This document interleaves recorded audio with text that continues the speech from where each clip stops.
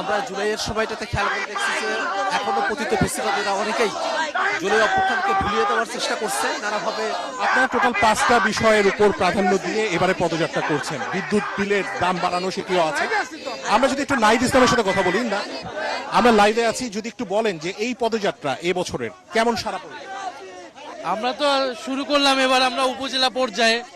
এবারে পদযাত্রার লক্ষ্য হচ্ছে যে জুলাই গণঅভ্যুত্থানের দ্বিতীয় বর্ষ উপলক্ষে এই সময় দেশের মানুষের যে সংকটগুলা, সেই সংকটগুলা নিয়ে আমরা মানুষকে ঐক্যবদ্ধ করতে চাচ্ছি। যেমন গণভোটের রায় বাস্তবায়ন, তারপরে হচ্ছে বিদ্যুতের যেই সংকট, সেই সংকট নিরসন, দ্রব্যমূল্য নিয়ন্ত্রণ, কর্মসংস্থান এবং সীমান্ত সুরক্ষা।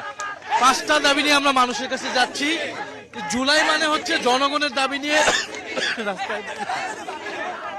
সব মিলে আসলে কি মনে করছেন এই জুলাই নিয়ে নাগরিক পার্টি, জাতীয় নাগরিক পার্টির যে অভ্যুত্থান, সেই অভ্যুত্থান এখনো শেষ হয়নি, সেটি চলমান থাকবে এবং সংস্কার এবং বিচার আপনারা আদায় করে ছাড়তে পারবেন? এখানকার সাধারণ মানুষ তো গণভোটের পক্ষে, সংস্কারের পক্ষে ভোট দিয়েছে। এই সরকার সংস্কারের বিপক্ষে অবস্থান নিয়েছে, ফলে অবশ্যই জনগণ মাঠে নামবে এবং সংস্কারের দাবি আদায় করে ছাড়বে। কথা বলছিলাম নাহিদ ইসলামের সাথে। আমরা যদি একটু সার্জিস আলমের সাথে কথা বলি, সার্জিস আলমেরই কিন্তু দায়িত্ব এই যে পদযাত্রা হচ্ছে। সার্জিস, যদি একটু ছোট করে জানতে চাই এই পদযাত্রার লক্ষ্য এবং উদ্দেশ্য।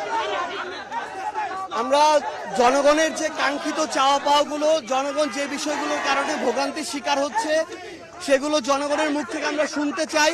সেগুলো পুরো দেশের কাছে, সরকারের কাছে আমরা পৌঁছে দিতে চাই।